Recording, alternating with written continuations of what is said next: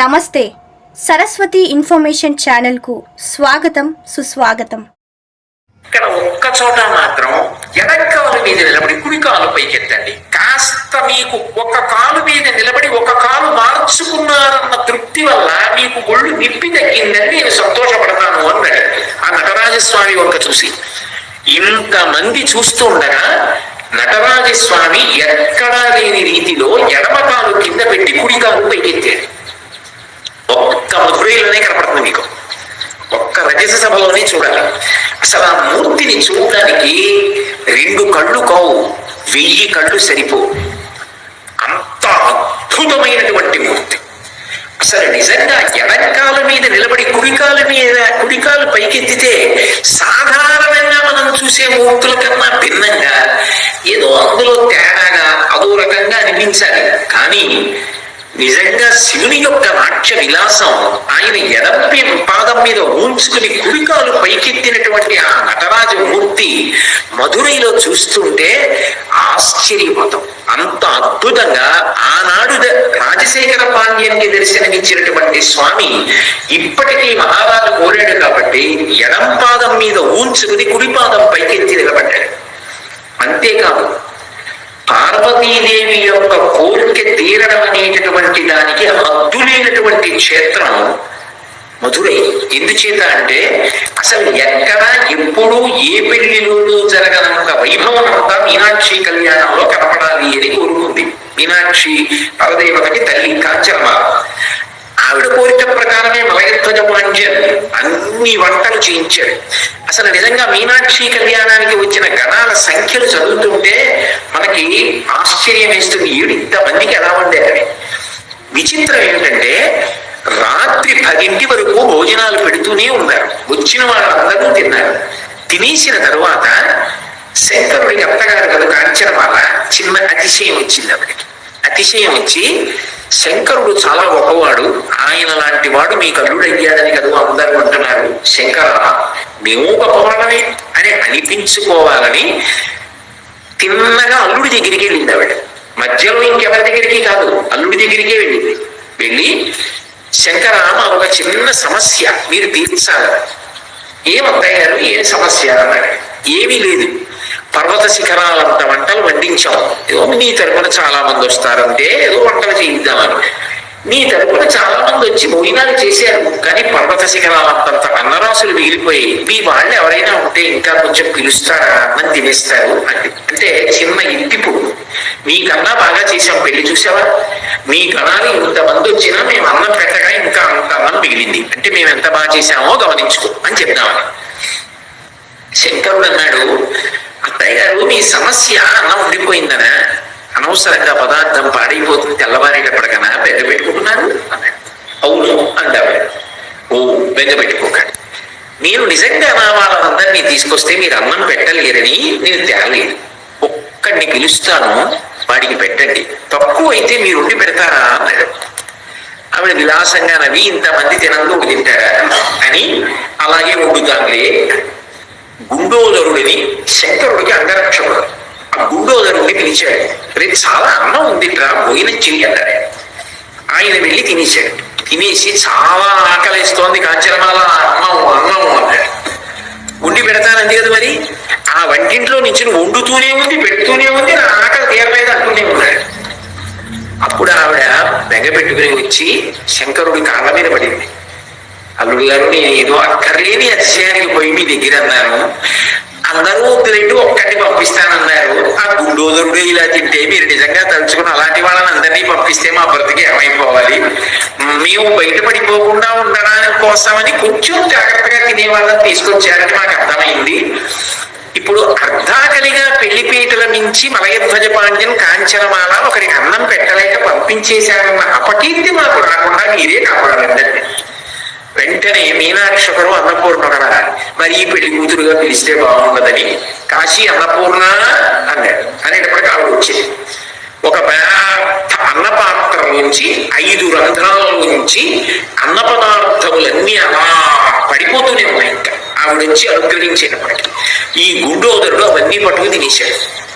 శుభ్రంగా పాయసం తాగేశాడు, నెయ్యి తాగేశాడు, పాలు తాగేశాడు, పెరుగు తాగేశాడు, అన్నీ తాగేశాడు. అయిపోయింది. అన్నపూర్ణ, వాడి ఆకలి తీరింది, నువ్వు కాశీపట్టణానికి వెళ్ళిపోవాలి. అన్నపూర్ణం వెళ్ళిపోయింది. కొత్త సమస్య వచ్చింది. ఏ భగవన్, ఇంత నెయ్యి తాగేశాను, ఇన్ని నీతి పదార్థాలు తినేశాను, దాహం దాహం అన్నాడు. తాగి ఎక్కడ కనబడితే అక్కడ అన్నాడు. క్షణాల్లో మధురైలో నూతులు, చెరువులు, సరోవరాలు అన్నీ తాగేశాడు. చుక్క నీరు లేదు, నాలుగు పెడతకపోతోంది, ఎలాగన్నాడు. చూశారా, పెళ్లిలా నవదంపతుల యొక్క జీవితం బాగుండడానికి చెయ్యాలి కానీ అతి ఆడంబరాలకు పోయి పెళ్లి భోజనం అంటే అర్థం లేకుండా 60-70 ఆదరవులతో వండి వడ్డించిన చోట్ల అహంకార పరిత్యాగాలు ఇలాగే ఉంటాయి.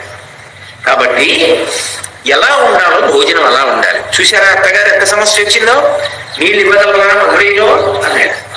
ఇంకేమిస్తాం నీళ్లు, అది నువ్వే పుణ్యం కట్టుకోందాడు.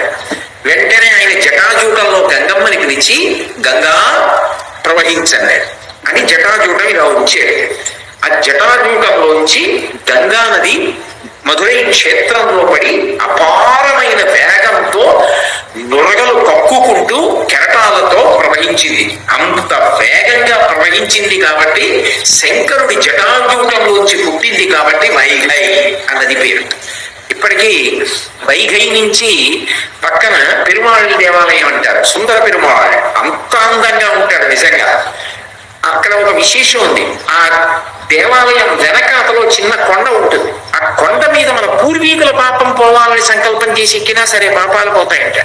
అంత అందంగా ఉంటాడు సుందర పెరుమాళ్ దేవాలయం అని.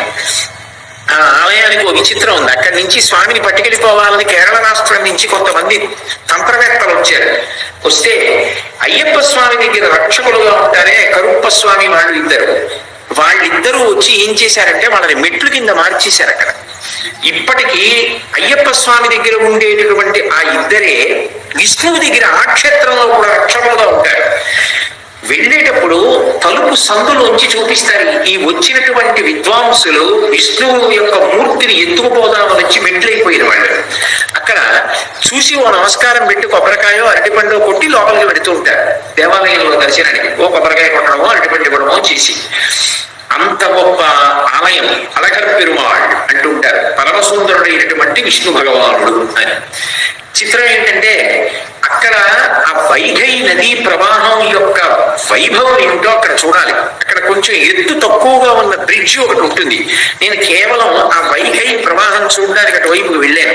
అక్కడ కొన్ని వందల మంది దాని నుంచి నదిలో దూకుతుంటారు, దూకి స్నానాలు చేస్తుంటారు. నిజంగా ఆ తుంపర్లు, ఆ నది, ఆ ప్రవాహం, ఆ అద్భుతం చూసి తీరాలి. అక్కడ అలగర్ పెరుమాళ్ దేవాలయానికి వెళ్తున్నప్పుడు వైఘై ప్రవాహం బాగా కనపడుతుంది మనకి.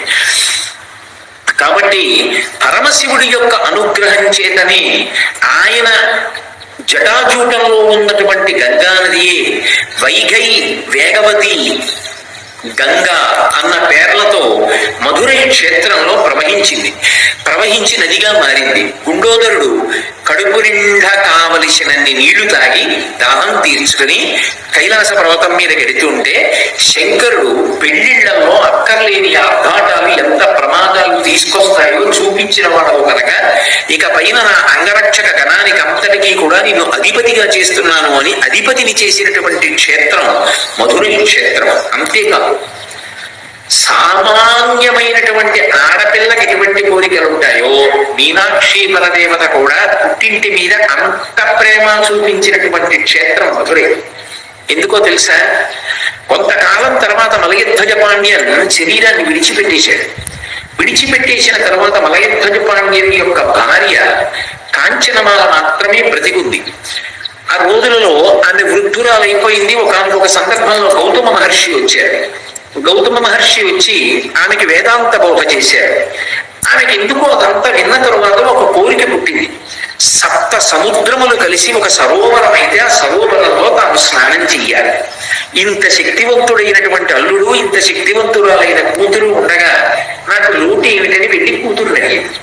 కూతురండి, మీ అల్లుడు గారికి నదులు, వ్యవహారాలు అన్ని ఆటపట్టు, గంగే ఆయన జటాజూటంలో ఉంటుంది, ఆయనకి చెప్తారమ్మా నీ కోరిక తప్పకుండా తీరుస్తారండి. కూతురుగా వచ్చినందుకు సామాన్యమైన ఆడపిల్ల ఎలా అమ్మ కోరిక తీరుస్తుందో అలా అమ్మ కోరిక తీర్చినటువంటి క్షేత్రం మధురై. అందుకే ఇప్పటికీ మధురైకి ఒక విశేషమైన పేరుంది, కన్యనాడు అని పిలుస్తారు. ఎందుకంటే కన్యకామణిగా ఉన్నటువంటి మీనాక్షి చేత పరిపాలింపబడిన క్షేత్రం కాబట్టి కన్యనాడు అని పేరు ఆ క్షేత్రానికి. వెళ్ళి శంకరుడితో చెప్పింది, మా అమ్మకి కోరికుంది, సప్త సముద్రములు కలిసి సరోవరం అయితే అందులో స్నానం చెయ్యాలని కోరుకుంటోంది, మీరు మా అమ్మని అనుగ్రహించండి. అల్లుడు అత్తమామల పట్ల ఎంత గౌరవంతో ఉండాలో, ఎంత ప్రేమ చూపించాలో నిరూపించి చూపించాడు శంకరుడు. అందుకని ఆయన ఏం చేశాడంటే సప్త సముద్రములను పిలిచి మీరు ఇక్కడ ఒక సరోవరంగా మారండి అన్నాడు. అంటే సప్త సముద్రములు సరోవరం అయ్యి సప్తసాగర సరోవరం అని పిలుస్తారు ఇప్పటికీ ఆ సరోవరాన్ని. ఆ సరోవరంలో స్నానానికి వెళ్ళింది కాంచనమాల.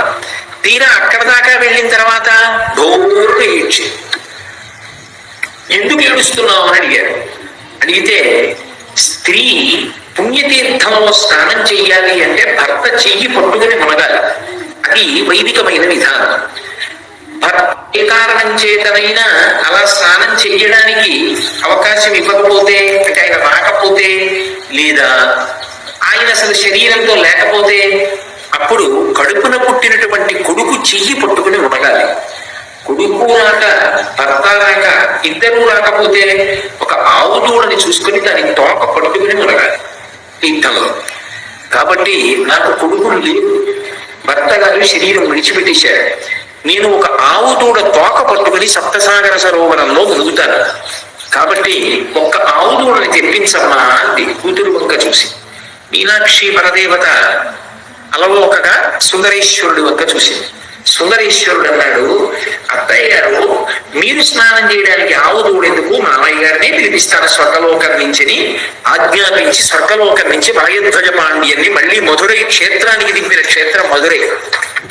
మళ్ళీ సశరీరుడై మలయధ్వజ పాండ్యం కిందకు వచ్చాడు. మరిన్ని ఇలాంటి వీడియోస్ కోసం వెంటనే ఛానల్ని సబ్స్క్రైబ్ చేసుకోండి.